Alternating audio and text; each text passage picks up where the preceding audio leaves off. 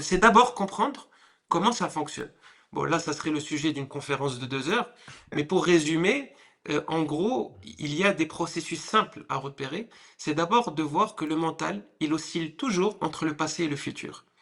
Il veut jamais être dans le moment présent. Et dès que vous essayez d'amener votre conscience sur le moment présent, le mental, il vous amène ou vers le passé ou vers le futur.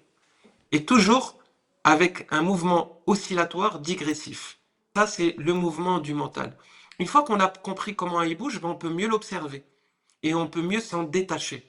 Parce que la deuxième vérité qui est très difficile à avaler, c'est que depuis qu'on est enfant, on nous a appris à nous identifier à notre mental. On Mhm. grandit dans cette croyance terrible que nous sommes notre mental. Et donc, Mhm. là où va le mental, je vais suivre et Ouais. je m'identifie. Et donc déjà, observer son mouvement, ça permet de créer si tu veux, une première étape de désidentification avec le mental. De dire, effectivement, le mental est une partie de moi, mais je suis beaucoup plus que mon mental, je suis plein Mhm. d'autres choses. Et ça demande déjà, si tu veux, cette conscience de la désidentification.